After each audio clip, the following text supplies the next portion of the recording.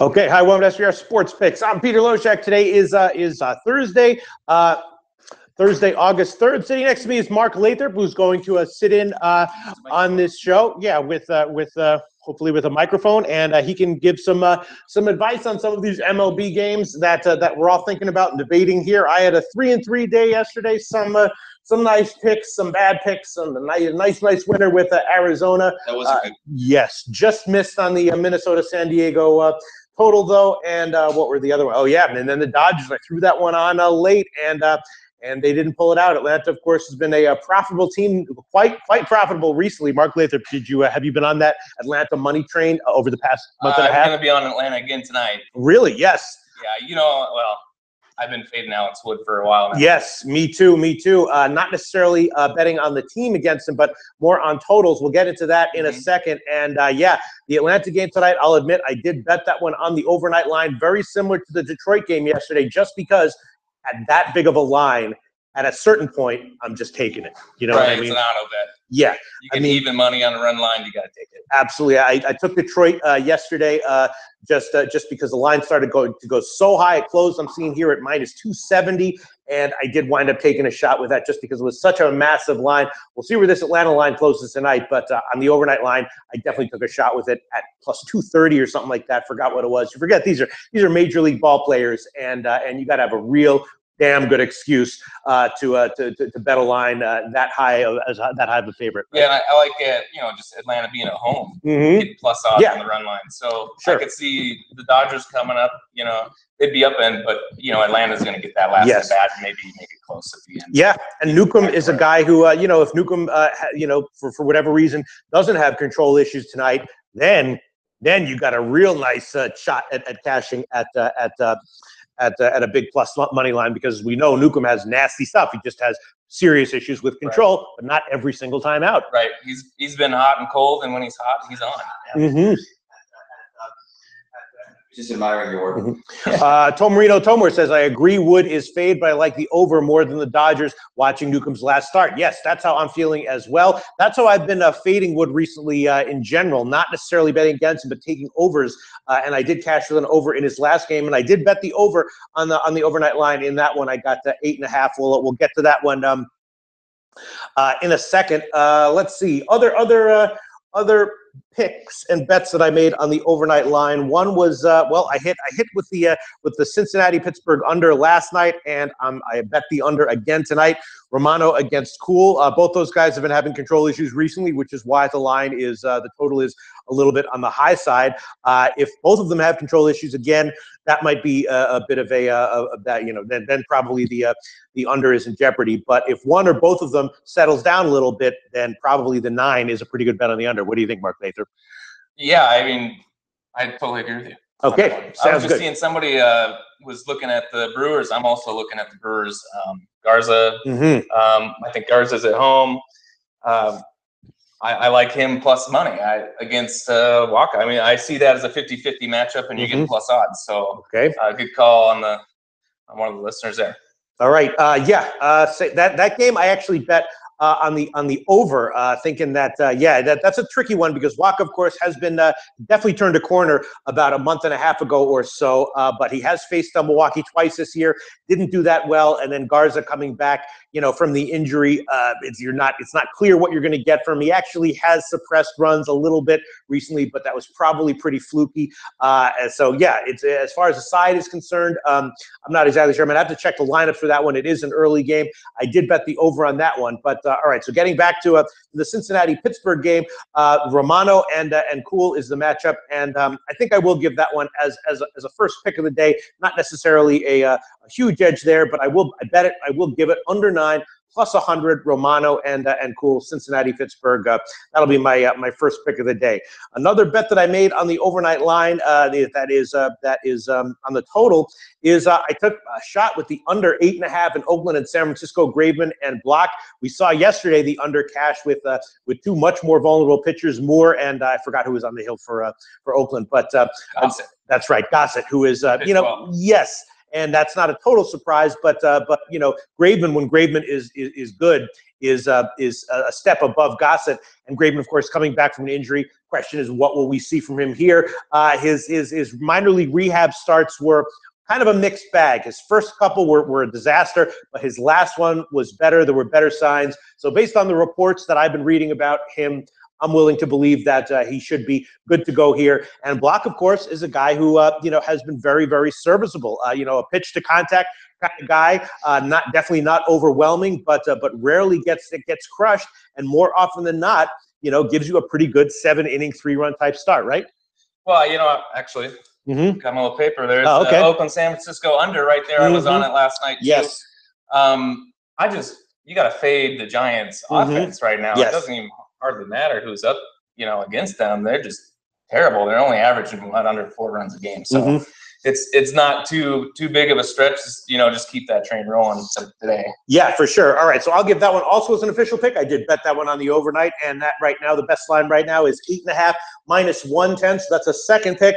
And I was also thinking about the second half under in that one as well, which is 3.5 at minus 120. I'll hold off on that one for now. I'll think about that one. Maybe I'll add it later in the show. But that's definitely a bet that I made. And then another game that's interesting that I also bet 2 ways on the overnight is the Philly and the Angels game. Now, obviously, Philly started to hit better for a stretch recently, but they're actually the worst team on the road in terms of ROI right now. And Alther is out of the lineup. That's not a great thing for them as well. They lost their first 2 games here. Their offense is completely stalled out. And the pitching matchup probably favors the Angels significantly. Bridwell is a guy who long-term is probably mediocre at best, but right now his stuff is very effective. Eichhoff is shaky and significantly worse on the road. The issue is just you do have a very big home favorite line here for the Angels, and it's going higher. Makes me less and less enthusiastic about it, but in general, got to be leaning Angels, and I think maybe even the under, and maybe best of all, the Philly team total under. What do you think? You think Bridwell has another good start? I think that might be a good actual run line play. Phillies are, I'm looking at there, they're ranked 25th in total offense over the last 14 days. So, I mean, it's the results are there, you know, backing up claims that they've gone cold, and you know, they're just not a team that can pitch through that. So yeah, they're definitely stalling out offensively right now. Again, Alther being out doesn't help. The question is just, is Bridwell? You know, Bridwell is kind of like a poor man's Jake Faria here. You know, he's come up from the minors, and at some point he's going to regress probably significantly. But for the time being, he's giving you quality starts. He's definitely a bet on start in and start out. What do you think? You think the train continues today? Yeah, I don't see why not. It's probably some good steam behind him. You know, and the Angels lineup is, you know, they're coming together. They're not the worst. And yeah, they're nothing great. They're no great shakes, but they put up a bunch of runs yesterday, and it's just Philly is definitely stalling out. All right, so I'm definitely leaning under on that one. The Angels -1, which I did bet on the overnight line, and also the Philly team total under, which is 4 right now. And so I'm going to think about which ways I'm going to actually give officially, but I did bet the under. I bet the Angels -1 line. And I will give 1 or 2 or maybe all 3 of those as an official pick in this show. For now, I'll have to think about it. Let's see other bets that I made on the overnight line. Well, one bet that I did make was I also took the under in Tampa Bay, Houston. It's Snell against McHugh, and McHugh, of course, came back from his injury. First start back was very shaky, not a huge surprise. Second start back was much better, not a huge surprise. You do see that a lot when guys come back from injuries. Guys like McHugh with good track records, they come back first start back, you know, a little bit shaky and rusty for whatever reason, and then the second start much better. And I think we'll see another decent start for McHugh, and then Snell, also a guy similar to Newcomb, and seems like half the pitchers in the major leagues with nasty stuff but control issues, right? And very recently, over his past bunch of starts, it's looked like his control issues have you know, definitely not cured themselves, but gotten a little bit better. And I think, you know, maybe we bet here on Snell having another somewhat decent start, nothing worse than maybe, let's say, 6 innings, 4 runs. What do you think? You think Snell might get hit here? Snell's kind of got this fake success thing going on. I see he's got a nice 3.8 ERA over July, but he's also got, you know, 4 runs per 9 over 4 runs per 9. So I'd be treading lightly on that one. If anything, I'd just be back in Houston because they got the #1 offense in the league, and yes, but with Correa and Springer out, definitely, it's pretty obvious that I mean, there's still a quality offense, a very potent offense, but not the absolute juggernaut that they were when those two guys were. They're still #1 in the last 2 weeks. So yes, absolutely.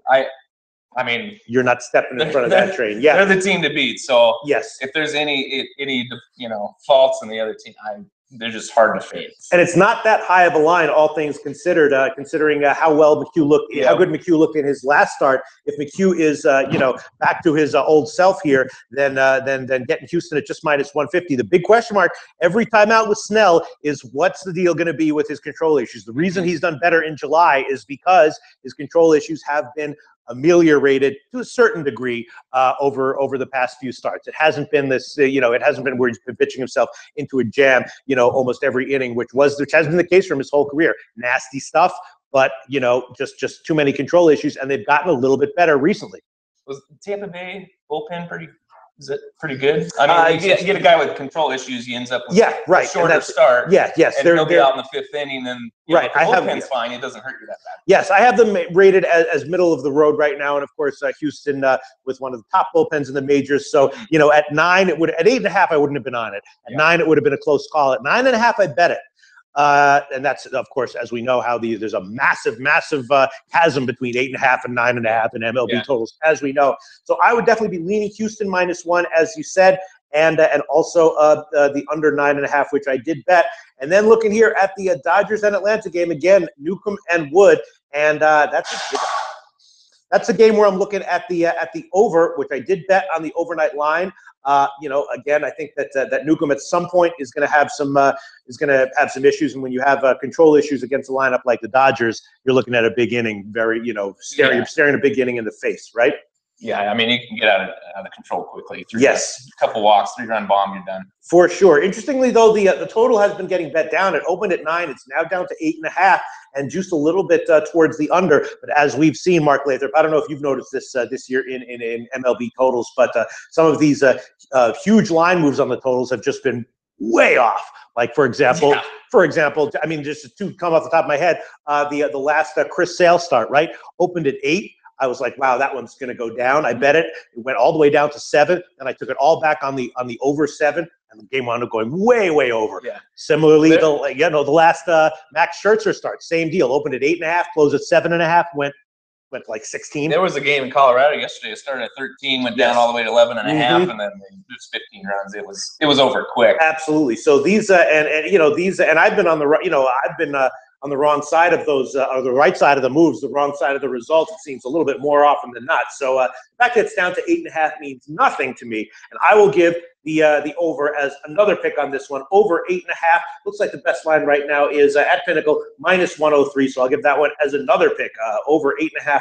-103. Another interesting game, which didn't have an overnight line because it was a pitching change, Kluber for Salazar, is the Yankees and Indians game. And Sonny Gray coming over to the Yankees. He has been pitching excellently recently. Now, of course, we remember when Sonny Gray was in top form, he was clearly an elite major league starting pitcher. He hasn't been at that level for a while, but recently he's been pitching close to it, right? Very well. Yeah, let me check him out. The thing is he's going to get a lot more run support than he's ever gotten in the last 3 years. So, but not necessarily tonight, though, against Corey Kluber. Corey Kluber has been. He's an ace. So yes, absolutely. So it's an interesting matchup. Again, there was no overnight line, and I'm not sure what I think about it right now. It's Cleveland at about -150, and at that line, again, going up against Sonny Gray, that's a tough one. I might take this shot with the old Yankees first 5 innings team total under, which would probably be 2 here, because Corey Kluber right now is looking like a guy who's going to be, when he's on, lights out against any lineup, including the Yankees, including Houston, with Correa and Springer. Lights, you know what I mean? Might be a good under game. I mean, Gray's got a 2.49 FIP in July, under 3 in June, so he's been pitching very, very well. He's pitching great. He's controlling his own destiny, even though he's 6-5 on the year, I think. So he might slot in that lineup and just start reeling off wins. Yes, for sure. The first 5 innings team totals are not out yet, but the full game total on that game, let's see what that is. I think I saw 8. Yeah, it's 8. Few places have 8.5, and that is Yes, that is looking very tempting. It's a chance of a thunderstorm, so it's going to be some interesting weather. But that is very tempting for sure to take the under. I mean, when Kluber's on, it doesn't matter who he's facing. You know, you can you could have him up against a lineup of 9 Correas, and and I'll still be on the first 5 innings team total under 1.5 on that one. And Kluber has been dealing. You know, at some point, you know, he might hit a bit of a he might get overworked and and his shoulder might get a little weaker, and then the wheels start to come off. But seen it before. Yeah, absolutely. That reeks of a 4-2 game. Either way. Yes, I agree with you. Absolutely. So the under might be a good pick there. I don't know if I'm going to be able to give that one as a pick, though, because I haven't done my deep research into that one because there was no overnight line. And I actually bet the over on that one when it was with Salazar. But I'm taking that one. I'm going to look at that one before I give a pick on it. And let's see. And then it is Chris Tillman Day. The issue, though, is that he's going up against Detroit and Boyd. And Boyd, you know, doing better recently. Ken, you know, in general, very vulnerable, though. And Detroit, you know, a couple wins. Of course, yesterday they got the win, which I was on, but only because they were a plus 240 underdog or whatever the hell it was. If they had been plus 160, there's no way in hell I would have been on that one. They're not a team that is looking terribly fearsome right now. And so, you know, what I want to bet them getting only in the plus 120s. I don't know. We have a thing called, we have a Mark Lathrop in this show. We consider a pitcher on the auto fade list when he starts to be a bit of a holiday. And so so we have like Bartolo Colon Day. Chris Tillman has been on the auto fade list all year, and it is Chris Tillman Day today. I don't know. Would you want to take Detroit here? You think he's going to get hit? I stopped fading Tillman when he had his kid. He had his kid, and then on the 4th of July, and then he pulled out this amazing start. I'm like, oh, he's probably just distracted. I mean, these people are real people. Yes. So he started pitching better, and then I started picking him in some spots and doing okay. And so he's not a fade. You know, I'm looking at Boyd though. He's got the highest walk rate he's had in 3 years. So. Yeah, he's been a little bit better recently. Tillman has been a little bit better recently for sure, but not still not good as opposed to Gossman, who was a guy I was looking for a big turnaround, and we did see that from him. All right, I'm going to hold off on that game. It is definitely an interesting one. And then once again, I think I would be leaning Arizona today as an underdog. I did bet that one small when it was in the plus 120s. Now it's down to the plus teens, but I don't think I'm going to give that one as a pick. Yeah, I was on Arizona yesterday. I don't think I'm going to give that one as a pick today, but it is definitely a lean, and I did bet that one on the overnight. Looks like a good game to watch. Yes, for sure. Quintana is a guy who. Interesting, you know, a guy who a little bit mysteriously was very mediocre at best for much of the season. It wasn't exactly clear why or what was going on with him, and then very recently he turned a corner. And of course, since he's been with Chicago, he's been excellent, close to lights out. Do you think he's going to be lights out for the rest of August, or do you think he's going to for some reason mysteriously return to his? Because you remember in the beginning of the year, he was shaky. It brings up one of my plays, which is on Seattle today. You've got a pitcher in Quintana. He's going from the American League to the National League. So all of a sudden he's got one less batter to go against. And now Cahill is going from San Diego to Kansas City. Right. He's got a designated hitter. He hasn't pitched in the AL since 2011. So he got, I'm not too hot on him, automatically having success. So Quintana went the other way. Right. It did not surprise me that he started. Right. And Quintana, before he got traded, though, was starting to look a lot better. And Cahill also, before he got traded, was starting to look very, very, very, very iffy. His last few starts were eye-openingly questionable. Yeah, so Cahill might get crushed here. This one, Gallardo, though, is not a guy I'm looking to bet on. And, of course, KC is a team that was one of the most profitable teams in baseball in July. So that's a game that I'm going to stay off of for now. I would look to fade Cahill in spots for sure going forward. We'll see where his spots wind up and how much the market hates him and wants to bet against him. But this game for now, as of right now, as we sit here right now, Mark Lathrop, I'm staying off of. But I'm going to be thinking about fading Cahill going forward. All right, so we'll get to some comments in a second. Let me just quickly review the picks I've given. St. Louis, Milwaukee. Mark Lathrop likes Milwaukee as a home dog. I kind of like the over there, but I'm not gonna give that one as a pick. Let's see, Cincinnati, Pittsburgh under. I gave that one as an official pick. Atlanta, Dodgers over. I gave that one as an official pick. Tampa Bay, Houston under, and Houston -1 are both leans for now. I might give one or both of those as official official picks later. Philadelphia and the Angels. I'm looking to fade Philly here. Probably the team total under will wind up being a pick. Maybe the Angels -1 and maybe the full game under. And Oakland, San Francisco, the under on that one is already an official pick.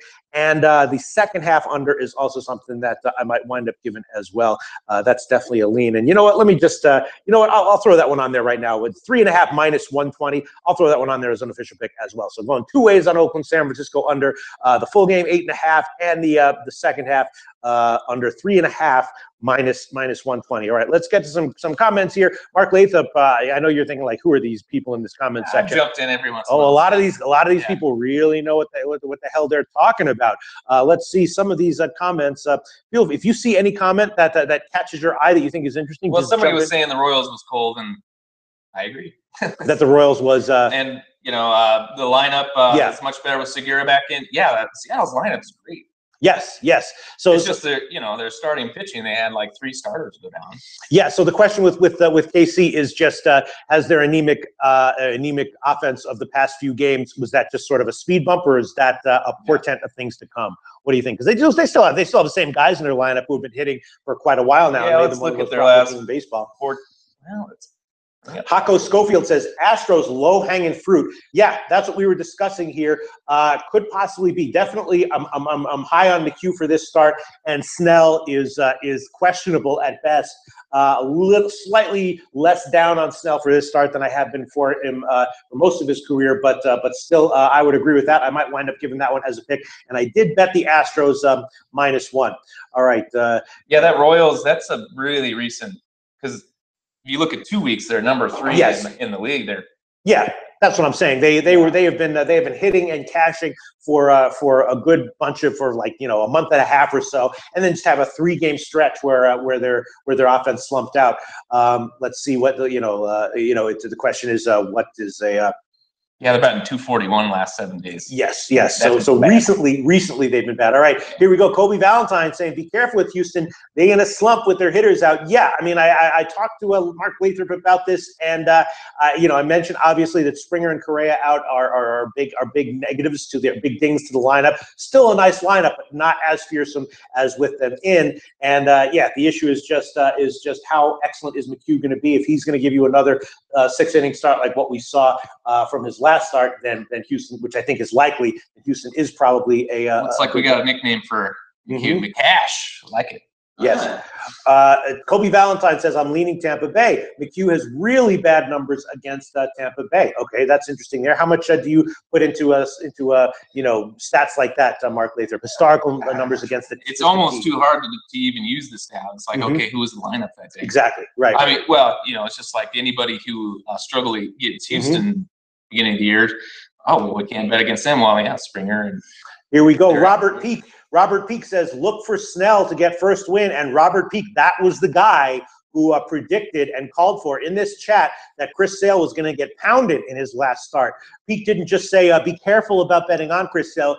Robert Peak, this commenter, Robert Peak, came out and said Chris Sale is going to get pounded in his last start, and I'll be damned if Chris Sale didn't come out and get pounded in his last start. So this guy, Robert Peak, based on that call, has a lot of credibility, and he says look for Snell to get first win. Excellent. Thanks so much for chiming in, Robert Peak, and once again, unbelievable, mind-blowing call on Chris Sale to get pounded in his last start. You were damn on. Better be lucky than good, I guess. Yes, absolutely. So let's see. Better to be lucky. Yeah, I'm seeing Houston is, they put up 6 runs a game against lefties. So.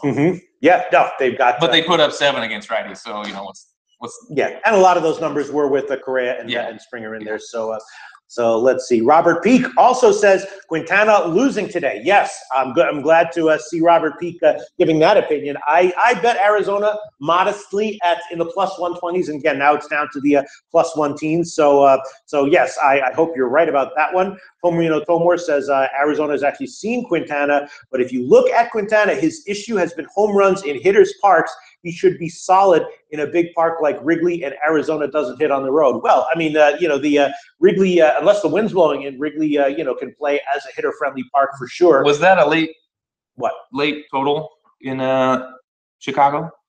They usually do that when the wind's blowing in or out. Do you know if it's blowing in or out? Yes, it is. I'd say Grinky, Quintana, pretty comparable. You take if the wind's blowing out, you take the guy with the lower ground or the higher ground ball percentage. Yes, it's the total is 8.5 and 8 at some places, and that is not due to the weather. That's mostly due just to the starting pitchers involved. Yeah. So yeah, an interesting game there. Interesting comments from everyone. Let's see. Let me see some other other comments here. Now Robert Peak. See, Robert Peak, I knew that you were the commenter. I just read this comment now. Yo, Pete, I wanted to be on live yesterday to gloat about Sale, rock the big four, hit 66 against them after I said they all hit over 300. Yes, absolutely, Robert Peak, gloat as much as you want. I remembered the call. I remembered your name. You didn't have to remind me of it. And congratulations once again. Thanks so much for all your comments on the other games today. We're now obviously, that was like a Tyson or a Ronda Rousey first round knockout call there. It was like, whoa, who the F is this guy? Robert Peak. Who is this guy? Where does he come from? And what does he know? And how does he know it? Robert Peak.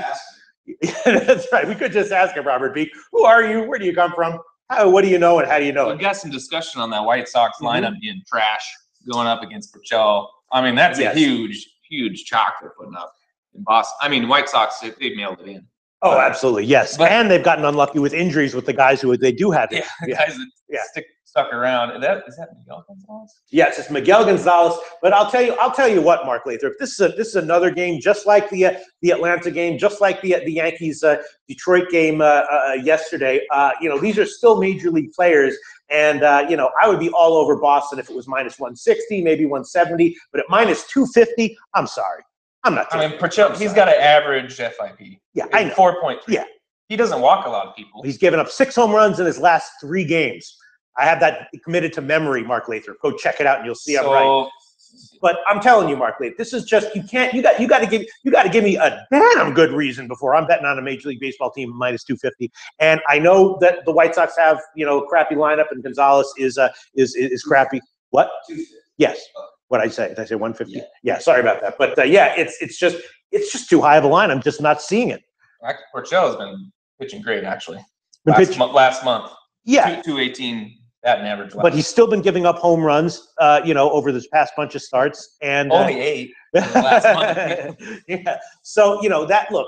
I didn't look into that game deeply because there was no overnight line, but I'm going to, at first glance at that line, I'm not going to be touching it because I'm not going to bet the White Sox there. Yeah, the total is just a crapshoot there. Yeah, what is it, 10.5? Let me just quickly check. It's 10. Yeah, it's 10. I mean, I would lean. Yeah, again, it's if you take the over, you're going to have to get some production from the White Sox and Boston's lineup again has been okay, but not one of the super powerful lineups that we've seen from Boston. Put 8 runs and still you wouldn't get the over. Right, exactly. So I'm going to that game again. I didn't look into it yet because there was no overnight line, but I am my first thoughts on that one is I'm going to pass on that one all different ways. Tom Marino, Tillman has been he did get lit up his last 2 starts. He was he struggled. Yeah, I mean, he's been a little bit better, but not. I mean, he's had some okay strikeout numbers recently, which is a nice little sign there. But I think I'm gonna have to pass on that one. But it's interesting that that it is Chris Tillman Day. What? I think we got a donation. Scroll on that chat. We got a donation? Big green box. Bullshit. Where is this? The second one. The second one? Oh, whoa. Oh, let me see. Whoa, Jansen Bonzone, so much. $2. All right, I better see my 10% cut of that my next paycheck. I better see 20 cents added to my paycheck. Yep. After we get out of here. I better see my 20 cents added. I better see my. What is that in colones? I got some Monopoly. Yeah, that would be about 4. Yeah. I better see that 20 cents in my paycheck this next payroll or pay period or heads are gonna roll. All right, let's see. All right, let's see some other comments. Let me just go to the top. Look at all these. You see how popular this show is? You see how popular this show is? Yeah. Mark Lathrop? Yeah. MLB picks a day in the house. Not to mention you got half of the army in the air right now. What? That's right. That's right. The actual army. Let's take. Well, you know what? While I scan for some comments that I want to mention, the reason Mark Lathrop is sitting here is because he's in Costa Rica for the IFBC. Right? You're going to be giving a talk, right? I'm going to be on the round table with Drew Martin, Who else is going to be on there? Donnie Rightside. Donnie Rightside. Can't wait to meet Donnie. Smoke some cigars. Ian Cameron's I think Ian Cameron's going to be on. Yeah. They're actually on the same plane. Yeah, we're going to break down week 1 NFL, and I think that's going to be live streamed, isn't it? Yes, the whole thing is going to be live streamed. So, I'll be sharing those links with you, the masses, later on today. Okay, let's see. All right, I'm just looking. McGrodster, okay, he likes the Brewers as well. Agreeing with you, Mark Lathrop. I think Waka gets smacked. That could be. I mean, Milwaukee's lineup in general has been slumped out recently, and my sense is that at some point they're going to take a turn and start to put up a bunch of runs significantly. I mean, they've been slumped out for a while now, but they had a couple of series that weren't very that didn't help them. They had a series at Pittsburgh, and then they somewhat inexplicably slumped out in their last home series. But at some point they're going to turn things around. I mean, they're last in the league by far in the last week. They're back at 175. Right. Yeah. And so it's unsustainable. It's been a few weeks now that they've been a little bit surprisingly unproductive, but I think that's going to turn at some point. And I'm sorry. What's funny about that is they're dead last, but they're top 5 in walks. So I mean, it's luck. It's luck, and stuff's just not hitting. Exactly. And just looking at the lines and at the names in their lineup, that's the lineup that's going to start to be productive at some point very soon. And it might. Godson Johns is on the Dodgers. We understand you're on the Dodgers. What is it? What? He's on the Dodgers a lot. He says don't fade Woods. Okay. Where do you see in that? Don't fade Woods. Oh, okay. Yes. He's also on Houston. So he's our square. Yeah. I mean, look. I mean, but sometimes squares you got to do it. For sure. Wood is look, I mean, Wood is having some issues with reduced velocity, but that doesn't mean that he's going to, dip down to be auto fade mode. It'll probably mean he'll just dip down to being an average pitcher, where we're expecting 6 or 7 innings and 3 runs or so from him, every start out instead of what we saw from him earlier on in the year, which was just out of nowhere and shocking. Tomarino Tomer says Waka has given up twice as many home runs on the road as at home. He has struggled all year on the road in hitters' parks, and Milwaukee has hit him hard. Yes, he's faced Milwaukee twice, and you guys are maybe. I mean, I bet the over on that one. I got 8.5 on the opener, and you guys are talking me into maybe giving a play on this one at 9. Tomarino Tomer says Romano has been solid against teams that have not seen him before. Pitt isn't hitting. I think the under has some value, but cool is hard to predict. Yes, again, that one I'm taking the under just because at a full 9, that is similar to the Milwaukee game yesterday where I liked the under, wound up pushing at 9. At 8.5, I wouldn't have had it, and at 8.5, I don't think I'd have this one, but at 9, I'll take it. And Nate Dogg likes Atlanta +2 and under 8.5. Okay, tell us why, Nate Dogg, because I am on the over on that one. Over 8.5. I do think that Newcomb will be vulnerable at some point, and I think Wood will give up a few runs on his own. I think Wood will give up 2 or 3 runs in 6 or 7 innings or so, and then the Dodgers should hit Newcomb, and at some point the game is I think more likely than not to go over at 8.5. At 9, I don't know if I'd take it, but at 8.5, I took it. Okay, let's see. Other. Let's see. Philly Angels under call. Here we go. Tomarino Tomor, another comment. I live in Philadelphia area and have followed Eichhoff closely. He cannot pitch on the road, and against an American League lineup, I think he will get hit. Yes, Eichhoff's numbers on the road are particularly bad. In general, he's a guy who's a little bit shaky when he has success. He has issues with his slot angle and everything, and so Eichhoff is looking very vulnerable to me today. And again, Gridwell looking very impressive. Long term, I think again mediocre, but as of right now. Against a lineup that is looking pretty weak right now on the road, I would be liking the Angels, and I'll probably be giving that pick in a second. Let me just okay, hold on a second. I know I'm going to take them. Yes, Angels run line on. Yeah, I already go back to the hotel and. Well, I already bet that one. I already bet it. I'm just it's just because Mark Lathrop, I'm way more risk averse about picks I give publicly than about my actual bets. You would think that would be the opposite. You think I care more about my money than about embarrassing myself in public, but it's actually not true. You know what I mean? Like if I make a bet on a big underdog or something and it loses in private and I feel like I still had a nice edge and I like the bet, I'm totally okay with it. Yeah. But if I give that pick in public and it loses, and then I have to come back the next day and sit here and make excuses, and people are being like, don't make excuses, you made a bad pick. And then I have to be like, well, maybe it wasn't a bad pick. It's just a disaster, you know what I mean? So, yeah, I mean, my picks of the day, I write them up, but there's like 5 picks there, and I just boil it down to the top 2 that I think have the best value. And you're not putting your face on in those videos, but you are using your real name, though. You know. I am. Well, what? Yeah. Does it? Yeah. I put up some Twitter stuff on it at MLathrop. So you know what it's like. It's like, and you're using your real. So you're putting yourself out there, Mark Lathrop. Yeah. I'm putting my face out there. Yeah. right.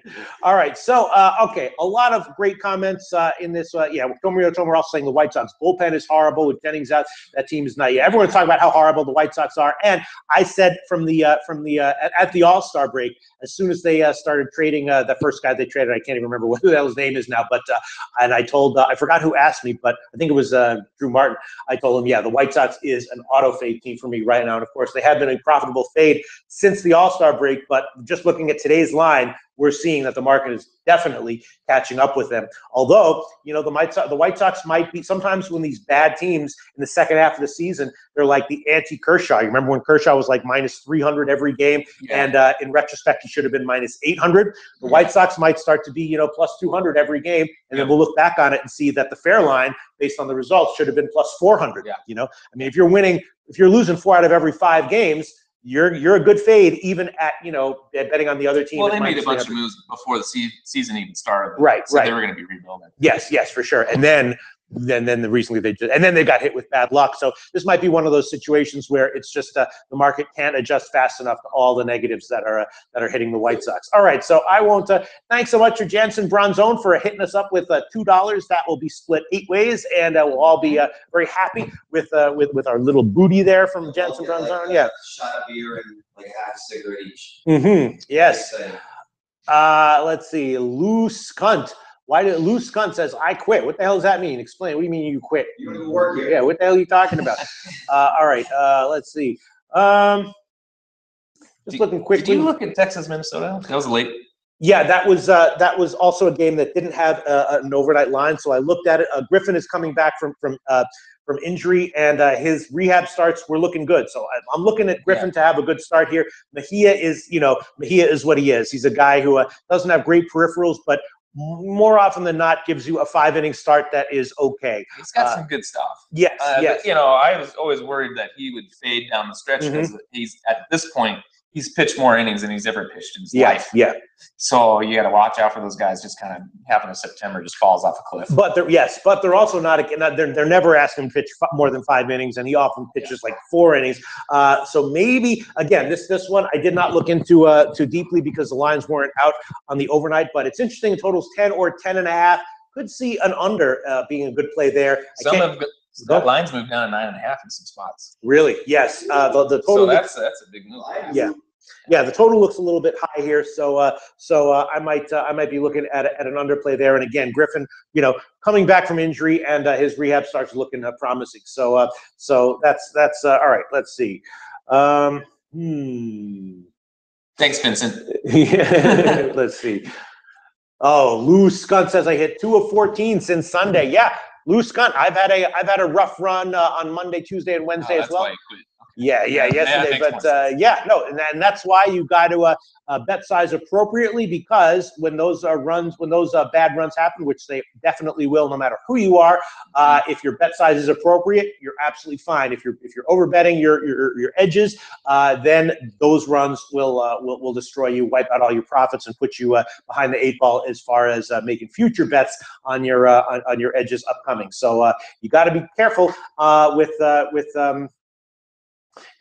with your bet sizes at all times. Let me see. Sal Ippolito asking, what do you think about Sonny Gray against Kluber? Well, we already discussed that.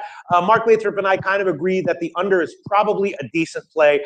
Gray was pitching very well before the trade to the Yankees, and Kluber, of course, has been elite status for a while now. And so if Kluber has another 7-inning lights out start, which is entirely possible or likely even, and Gray comes in and does what he's been doing over the past 6 weeks or so, then the under is probably looking very good, and maybe the first 5 innings under as well, right, Mark Lathrop, which would be a 4. What do you think about that?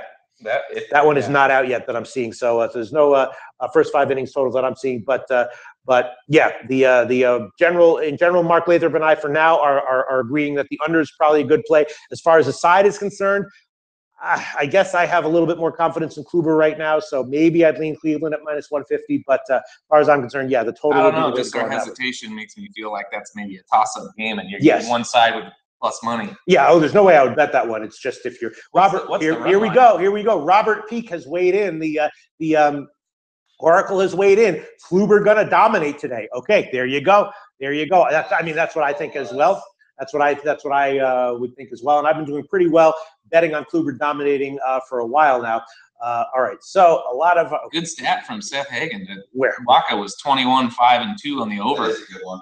Yeah, last 28 road starts. Okay, well, because that's a serious trend. I mean, Waka also was doing poorly for a long stretch, and then very recently appeared to have turned a bit of a corner. So he's been pitching better recently, but yeah, in general, he's and look. Betting on the Milwaukee lineup to turn it around is something that I'm willing to. There you go, Loose Gun. See, I'll take some zeros off my units. Loose Gun. Look, if you have if you have a decent, reasonable edge in MLB, you should be betting anywhere from 0.5%, 1%, 2%, maybe 3 or 4% at the most of your bankroll on any of your MLB bets. If you're betting more than that, you're probably overbetting whatever edge you have. All right, okay. Mike keeps saying, "Hey Pete, you doing the August SPR contest?" Yes, I am, and I'm expecting to do reasonably well. Right now, I'm down a couple units so far, but I'm in there, and I'll be in there all of August. Absolutely, definitely, for sure. All right, okay. So. Here we go. Seth Hagen says Waka unders were 4-0-1 in July. Yeah, I mean, Seth Hagen again. I mean, Waka did turn a corner recently, which was for real, and there were a couple times. But again, yes, I like him much more at home. Okay, I am. Okay. In the contest. Yes. Okay. I haven't signed up for August yet. Yes. Okay. Okay. So, and Hako Schofield saying parlays have fucked me in baseball. Yes, you got to be careful with parlays, Hako Schofield, because first of all, parlays magnify your EV. So if you have negative EV, then it will magnify that. And also, of course, parlays, you're very likely to be overbetting your edges, in which case you will have a negative EG. So even if you have a positive EV on your parlay bets, betting parlays, you're very likely making negative expected growth bets on your parlays in baseball. So bet parlays in all sports, and especially baseball, recreationally is my advice there on that one. You see, Vaughn White says Braun's out. Braun is resting. Okay. That is, yeah. I mean, an early game like that, you always want to be checking the lineups. Of course, any Monday or Thursday, any afternoon game in baseball, I'm always checking the lineups very carefully. Blake Kersey asking about WNBA, Pete. Okay. Carpenter, yeah, the lineups just came out, and that's why it's a little bit tough to bet some of these afternoon games before the lineups come out. The WNBA game is interesting. I did look at that one. It's Atlanta against Minnesota, and I'm not sure if I'm going to bet it because it's an iffy proposition. But at 14.5, I would be leaning Atlanta plus all those points. Minnesota, obviously a dominant team, but not quite, winning by those kinds of margins, game in and game out. Atlanta and Minnesota did play recently. Minnesota, dominated, but only won by 10. So, it's at this point of the year where Minnesota's always taking the other team's best shots, and they're just looking to get a nice win, not necessarily looking to cover those huge spreads. So I'm going to have to look into it a little bit more before I actually bet it. But my lean as of now in the WNBA game would be Atlanta plus the points at 14.5. Okay, Sal Ippolito saying, Snell against McHugh. Sorry, missed the beginning of the show. We discussed that one very much in depth. Sal Ippolito, that was one of the first games we talked about, so you can watch that one. We actually discussed that one quite in depth. And Mark Lathrop and I kind of went back and forth a little bit on that one. I said I was leaning under. Mark Lathrop felt a little bit uncertain about that. He liked Houston quite a bit more. And, I said that I agreed with that. And then we had some people in the chat saying that Houston was a great bet and low-hanging fruit. Other people with some great reputations here saying that McHugh has not done well against the Tampa Bay's lineup, and that they're looking for Tampa Bay to get a win here. And our current reigning oracle, which is this guy Robert Peak, who won that title by calling for Chris Sale to get pounded in his last start, is on the side of the people liking Tampa Bay. So that is something to take note of. Robert Peak, current reigning oracle of chat, is on the side of Tampa Bay. All right, so Let's wrap up the show. And one game we didn't get to. We'll just get to it right now. Nate Dogg 420 asking thoughts on the Mets game. That's an interesting one, obviously, because Marquez against Montero, and Marquez has been very quite serviceable, quite impressively serviceable on the road and at home recently. And Montero is a wild card, usually a guy who does not do that well, but it would not be a surprise. It's always a bit of a wild card. Any game in Coors, I had the first 5 innings over in the first game in that series, which lost, and then I didn't have the balls to give it as a pick in the second game. Of course, everything cashed on the overs in the second game. So what to expect here? Obviously, on paper, you give a pitching advantage to Colorado, but at that line, I wouldn't take them. And as far as the total is concerned, I'd personally have a small lean to the under, but Montero could get crushed. So, as is the case with many Colorado games, this one's going to be a pass for me. I would take Colorado if they were a smaller favorite in the minus 125. Yeah, that line's moved from 12.5 to 11. Yes, so I was leaning under for sure. A line move like that in the Colorado game is kind of telling to me. Again, I would take Colorado if they were, minus 130 or lower, but at the current line around minus 160, I can't do that. It's just too high. Montero. Yeah, I might take the over in that game. Really? Yeah. At 11 and a half. At 11. At 11. It is headed down. Yeah. I mean, the issue is just that Marquez has figured out how to be successful at Coors. Yeah, I wouldn't be fading him. I mean, he's a fireball. He's got some good stuff. Yeah. So maybe you want to look at the Colorado team total over, and I'll tell you what that is right now, Mark Lathrop. If you give me a couple seconds here, Colorado team total over would be 6. Yeah. Interesting. I've got Mark Lathrop thinking now. Look at that. Look at that. I am posing the propositions that have Mark Lathrop thinking. The first 5 would be 3. The first 5, I can tell you, if you give me a couple seconds right now here, well, I'm guessing 3 or 3.5. Yeah, 3.5 minus 103. If it was 3 even. Yes, look at that. Look at that. Yes. Yes, the gears at work live here at Sportsbook Review. Oh, hey, Ace Farmer. All right. Okay. Yeah, all right. Good Twitter follow there.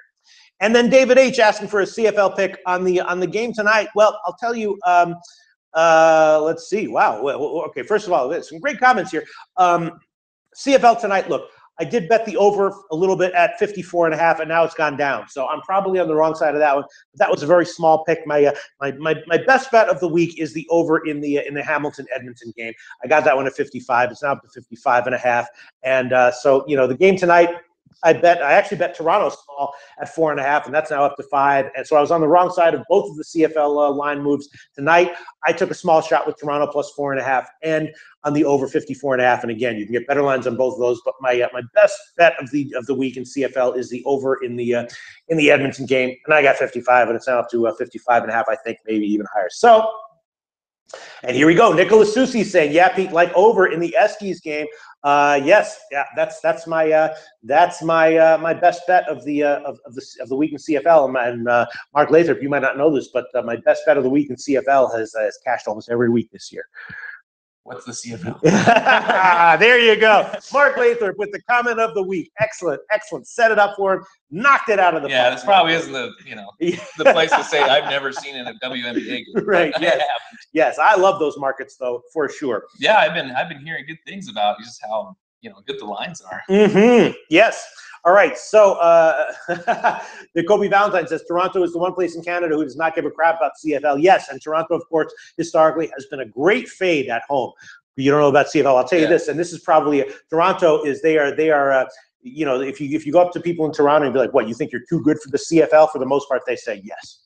They're just like we're Toronto. We don't really do CFL here, So Toronto's been a great fade at home, very overvalued year in and year out at home, and that might be the case once again today. Mm-hmm. Mark Lathrop, if I had to give you one tip about CFL betting, it would be fade Toronto at home every game. Okay. Yeah, they think they're too good for the CFL, and yes. So, but I took Toronto at plus 4.5, and now it's up to 5. In this spot, I think that it's a good play on Toronto. So those are my picks for tonight.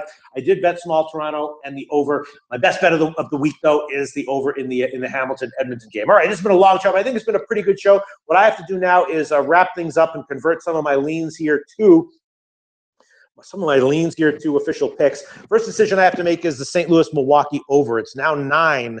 Jesus, I mean, Waka has been pretty good, and Garza, it's just, Braun is out. You know, I'll make that. Hold on. I'll make it just a lean for now. I'll just make it a lean for now because Milwaukee has been slumping offensively, and you know I could see this one being a game where it's just one of these like 7-1 games, 6-1, and you know maybe St. Louis wins, maybe Milwaukee wins. I had to under my notes this morning. Really? Really? Why? You want to share your reasoning, or is that proprietary information? Just the well, I go by FIP instead of ERA, so both Waka's under 4, and I think Garza at home was just a little stronger than what his numbers actually indicated. So and 9 was it's a good number, and it's going to push if anything. I think you're right. Yesterday, I liked the under, but I felt the same way, and I wouldn't have taken it at 8.5, and it landed right on 9. And this is the same way. I bet the over, but I bet it at 8.5. Got to beat the line move, and at 9, I don't think I would bet it. So I'll just hold off on that one for now. Moving on down the line, Cincinnati Pittsburgh under is definitely a pick. The Dodgers and Atlanta over was definitely a pick. And the Oakland San Francisco under in the second half under were definitely picks. Now I have to make some decisions here about the Tampa Bay Houston game and about the Philly Angels game. I guess I'll start with Philly Angels. I will definitely take the Philly team total under. Let me just quickly quote the Pinnacle line right now: 4 minus 115. If Philly gets 5 in this game, good for them. Congratulations. But I will bet the Philly team total under, and I will also take the Angels -1. I'll hold off on the full game under because that's incorporated in the Philly team total under. But I will take the Angels -1, even though it's up there. It's up there. Damn it, Jesus! We're gonna have to have to struggle a little bit. But some people who I respect are expecting that. The money line part of that will be -158, and the run line part of that will be plus 125. So that's just a small home favorite line for the Angels at -1. And then Tampa Bay Houston, got to make a decision here. Do I want the under? Do I want Houston? What the hell do I want to do here? You think that Houston's going to hit Snell? He is shaky, right? Yeah, you think so? I mean, they're at home too. Yes, they so are. They're going to get one more shot at him. They certainly will. There. Mark Lathrop. They play good. You know what I'm going to do? I will throw on the under. I'll just throw it on there. Under 9.5 -125.